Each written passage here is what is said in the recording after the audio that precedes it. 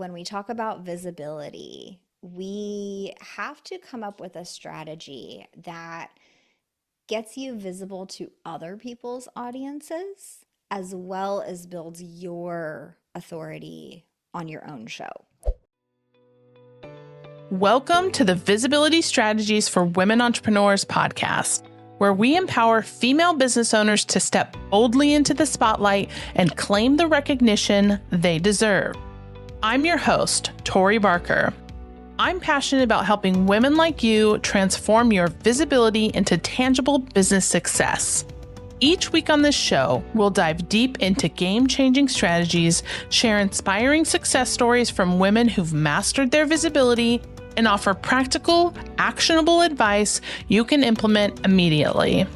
Whether you're just starting your entrepreneurial journey, pivoting your business model, or ready to elevate your existing presence to new heights, you'll discover effective approaches to create exciting opportunities and expand your reach. So let's harness the power of strategic visibility and grow your business together. Welcome to the show. Thanks so much for joining us on Visibility Strategies for Women Entrepreneurs podcast. I am very excited to have my podcast expert guest, Virginia Elder. Welcome to the show. Thank you, Tori. I appreciate it. So tell us, for the people who don't know you, who you are and what you do. Yeah, thank you. I am Virginia Elder, the owner of Podcast Abundance, which is a podcast production company where we specialize in audio and video podcast production. So we've been in business since 2019, and I do have a small team of amazing folks that help me. So don't get confused. I don't do it all myself. And if you want to check out things further, you can also hear me on Podcasting for Financial Professionals. That's my show. I love that. So tell us, since you started in 2019, what was the moment that you knew this was the direction that you needed to go in, that this was your zone of genius for podcasting? Well, it definitely did not feel like a zone of genius at first, right? I have a financial background as far as like audit and accounting goes. During my career there, my family was going through some personal finance issues, situations Yeah. related to extended family, and all that got crazy.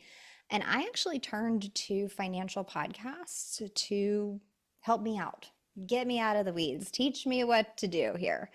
And that led me to attend a financial media conference, and I met some friends there and walked around with them for a while, come to figure out they're financial advisors, and they were interested in launching a podcast.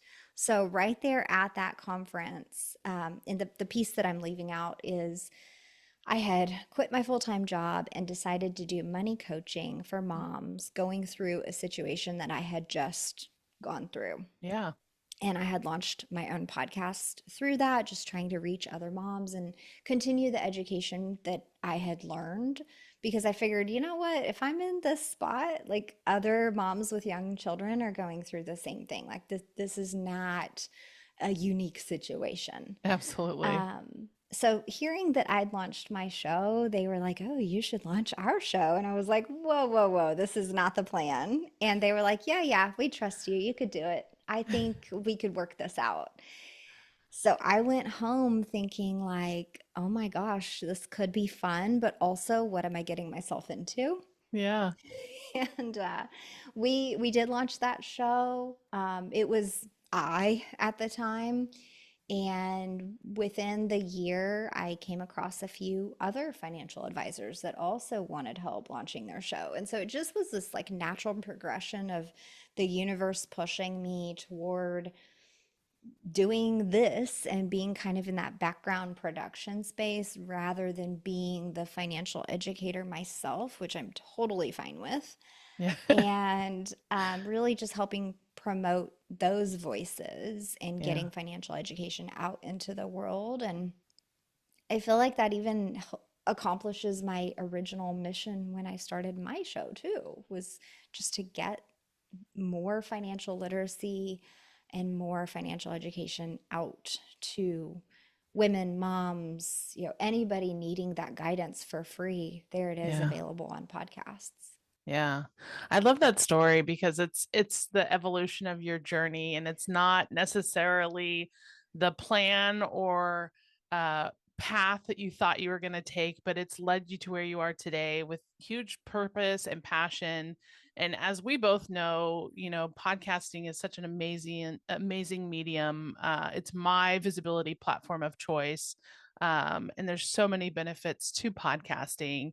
And so I'm excited for us to go a little bit deeper and talk more about why podcasting is such a dynamic visibility tool. So maybe give your perspective and we'll go a little bit further.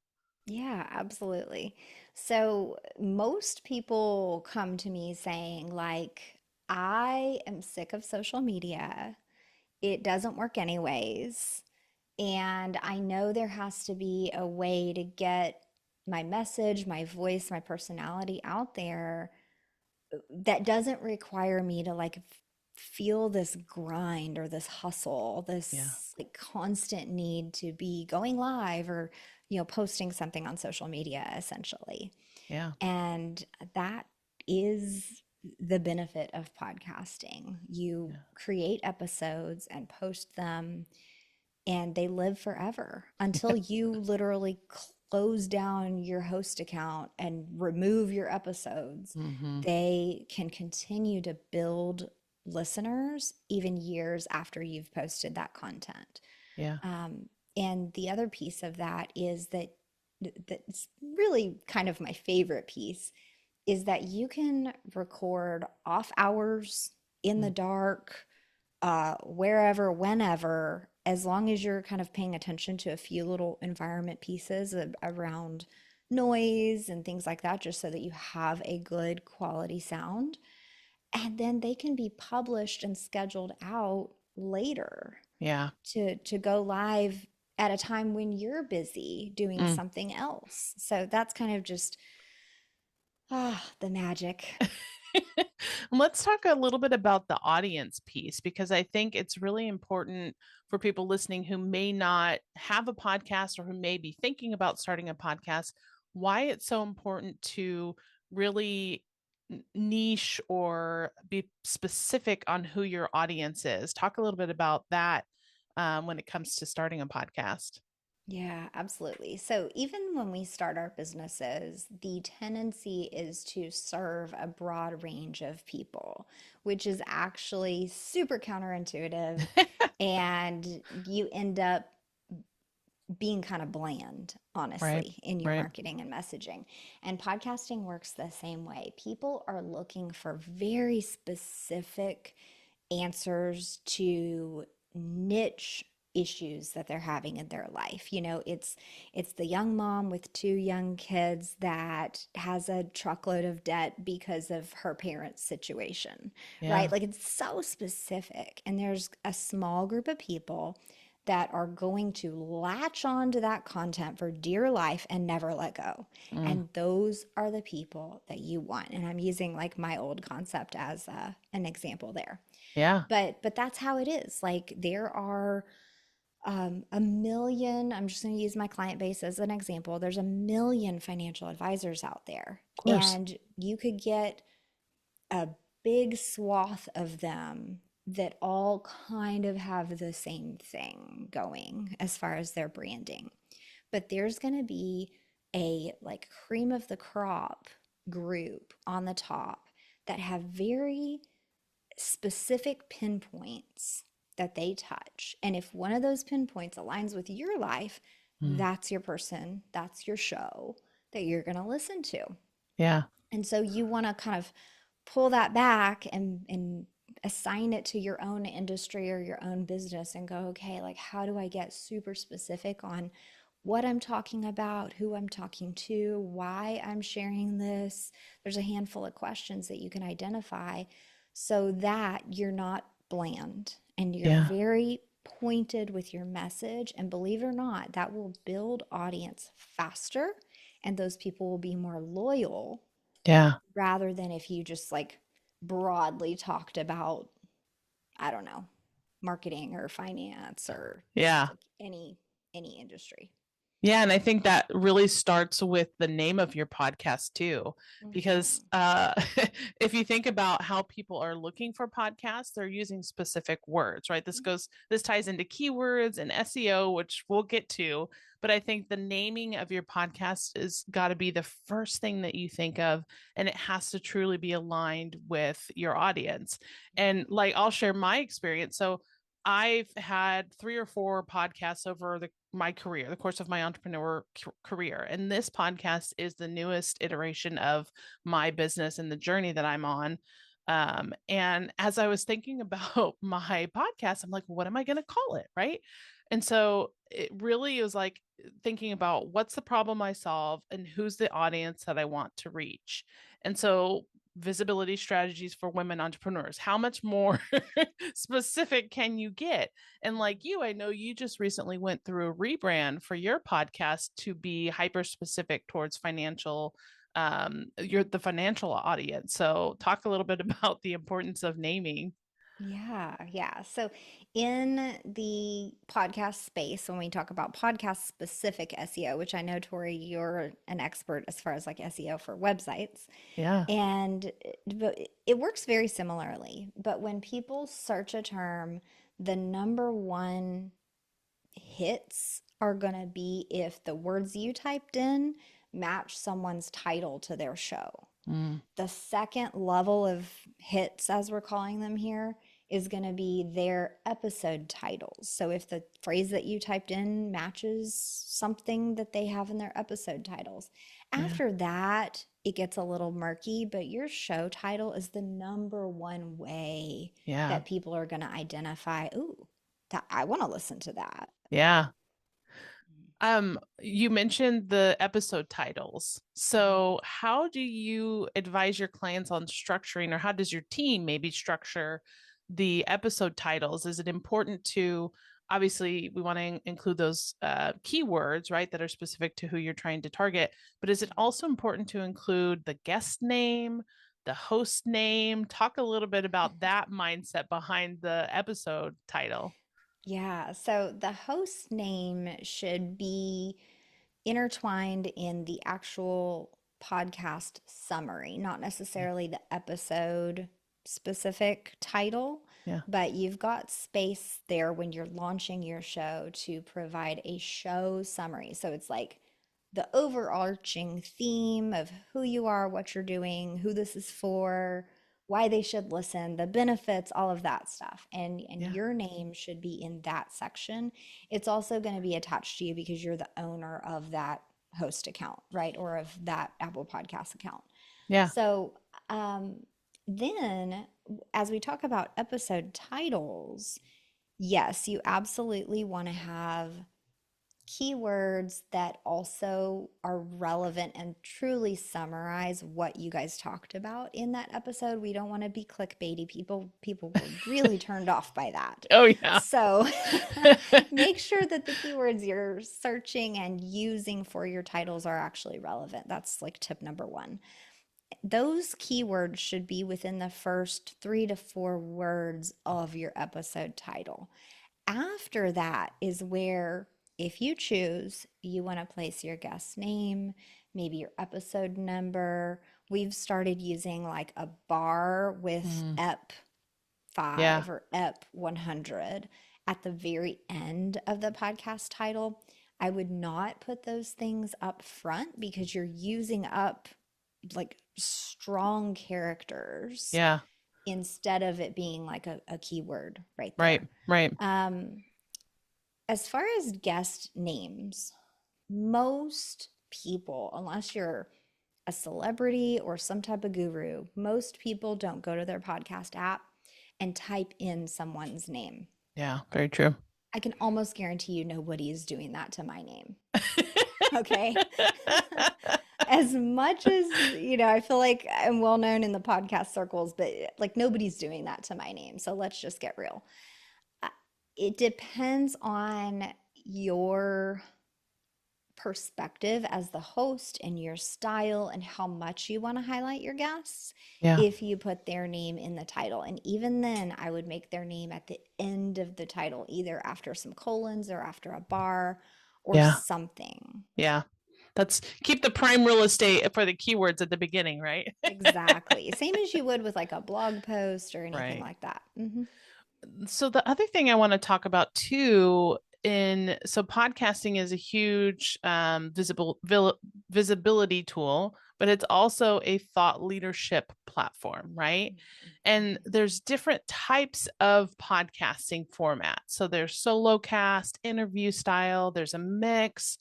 Talk a little bit about maybe which one you think is the best for building thought leadership, or is it a mix? What's your perspective? Yeah, that's a great question. And it is very custom to your goals. So, when we talk about visibility, we have to come up with a strategy that gets you visible to other people's audiences as well as builds your authority on your own show. Yeah. So, to build authority and visibility on your own platforms, they need to hear from you as an individual, as their mentor, teacher, guide, strategist, whatever position you want to take. And those individual episodes are going to show your audience how you approach topics, how you work with someone, your level of abruptness, maybe versus a softer side. It's just going to showcase who you are and how you work. They're going to really get to know how your personality through things. Yeah. The balance there is figuring out the frequency or cadence of how often you either want to guest on other people's shows because Mm, then you're getting exposed to their audiences, yeah. and or how often you want to have a guest on your show, Yeah. because while not all guests share to millions of viewers, sometimes guests don't share the episode at all, which is like, Yeah. there's Yeah. a few things we can do there to try to help them out, but you're playing a game. That's what Yeah. this is. The whole, all of business is essentially a game. But you've got to figure out how often and when and who, that's an important piece to have on your show. Because if you only create a solo show and you never guest and you never have anyone on as a guest, you are very likely what I call podcasting in a silo. Mm, And there's no like networking going on in yeah. the podcast space. So if you're going to do that, you are going to have to leverage other ways of attracting listeners into that show Yeah. by speaking on stage at events, by having a robust social media following, by running ads so that people are constantly exposed to your brand and coming in. Like there's going to have to be other strategies if you are going to go solo only. Yeah.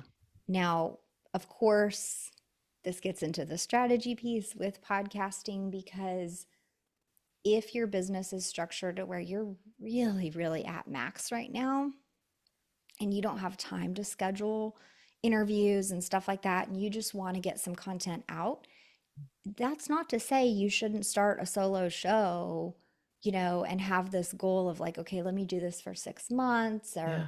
or a certain time period before you reevaluate your strategy. That's a great way just to get started with the tools that you have, the time that you have, and just start going. Because that's another huge barrier, is that people sit on it Yeah. for too long. Yeah. Failure to launch. Yeah. So there's all this stuff that you can consider. Um, Bottom line is you do really have to get clear on your goals for your business and be realistic about the time and Mm, energy and budget that you yeah. have that you want to put into your show. Yeah. Totally agree. Oh, yeah. And I feel like for myself, like that's a constant thought that I have is like, how much is too much? how often, frequency, balance, all of these things. And so it's so important to just kind of really step back and look at the strategy and really put a plan in place. And the beauty of it is that you can pivot, right? Like Mhm. you can do this for 3, 6 months and then, your business shifts and you can make a pivot to shift with that. And so it can evolve with you as you grow.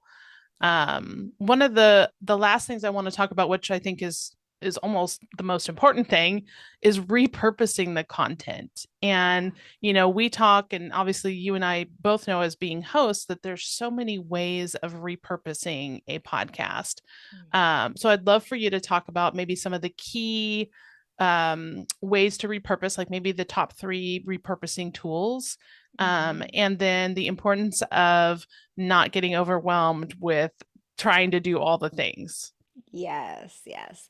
So, a piece of not getting overwhelmed is identifying the center of your content creation process, right? Like, what is the first and main thing that I would put time into and then repurpose it out to places, right? So, of course, I'm going to say, let's go podcasting first, because from there, you can create a blog post or a few, a newsletter or a few social media posts. If you're recording videos, you can get reels out of it.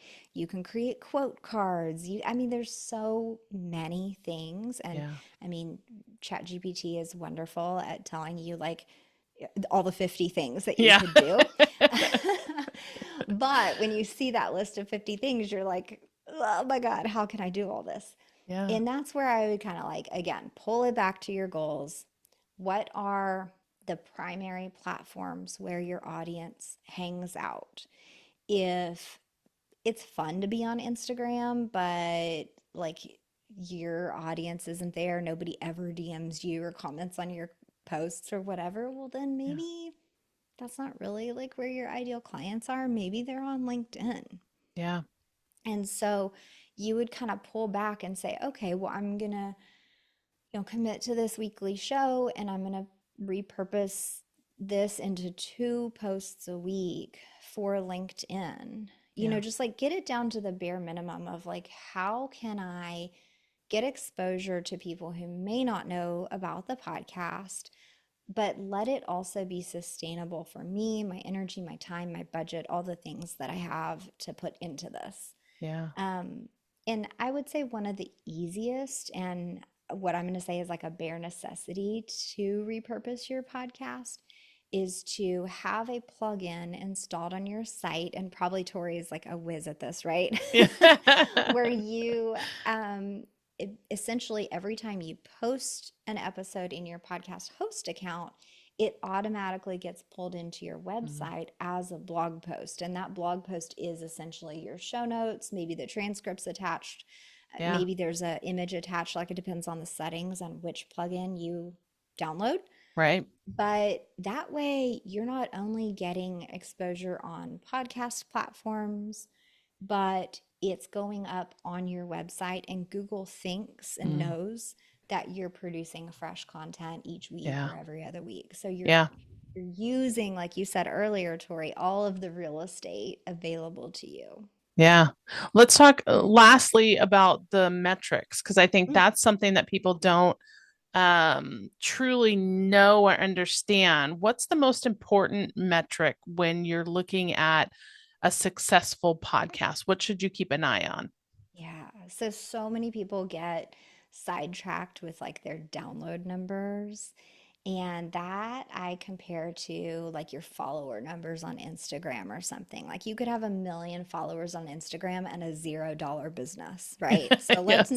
let's not play. Uh, when you're podcasting, especially in a niche topic like what we've talked about, you can very much so expect your download numbers, your listener numbers to be small, Yeah. actually, Yeah. because you're purposely speaking to a very small, relatively, right? Yeah. If there's Yeah. like 300 something million people in the US, and let's say you only provide services in the US online, um, to women, to this group, whatever. And Yeah. so that 300 million people number is getting smaller and smaller and smaller with every qualifier we place on who you're speaking to. That's fine, Yeah. right? And Yeah. then you have to realize that not everyone's going to discover you right now, next week, this year, even. Yeah. Podcasting is very much a long game, very similar to the way business is a long game. Mm, Very, very high percentages of businesses go out of business in the early years, right? But yeah. when you get past 5 years, past 10 years, like the longer you're in business, the more likely you are to be successful. Yeah. Same thing in podcasting. The Absolutely. longer you're there, the more likely you are to build an audience. So when you have a new show and a niche audience, you're going to start out with like 10 listeners. Yeah. You're going to build that to 20, to 50, to 100. Yeah. I have a client that he produces only twice a month, so very slow burn, Yeah. and he's about to publish episode 20. So that kind of, you could do the math, and that tells you like how long we've been working together. And he just crossed over 1,000 downloads per episode, which is a high number Yeah. considering how few episodes he's published. Right. I have other folks that are in the hundreds of episodes, and we're looking at 1 in 2,000 downloads per episode.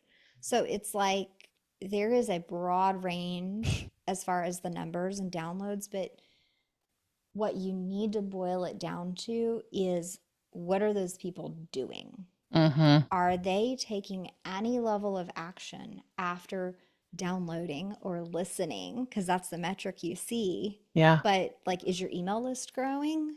Yeah. Are you getting calls booked on your calendar?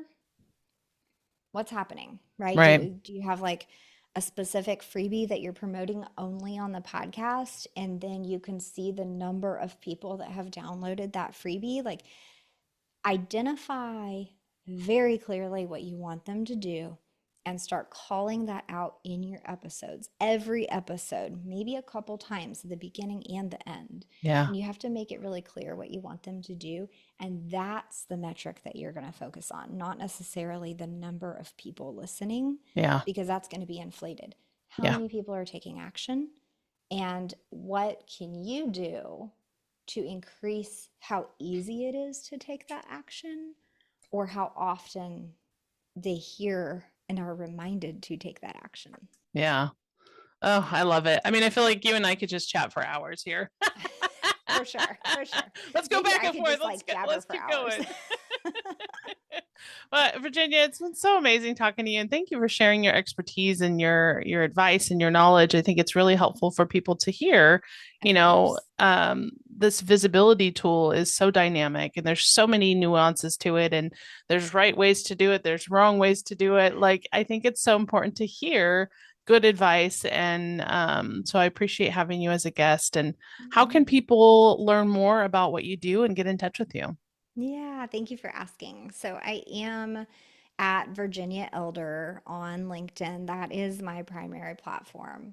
And then the website is podcastabundance.com. And since we talked about the plugin and like some easy ways to kind of automate things, I want to offer my 5 automations free download. Love it. And that is at podcastabundance.com/5-automations. And Perfect. in that download, it says, like right on the front, 5 automations to save 5 hours of work each week. Yeah, we'll definitely put that in the show notes. And if any of you guys listening are thinking about podcasting or have a podcast and need to figure out ways to make it more sustainable in your business, definitely check that out. Follow Virginia. And just thank you guys for listening. And Virginia, thank you for being a guest. Thank you, Tori. It was awesome.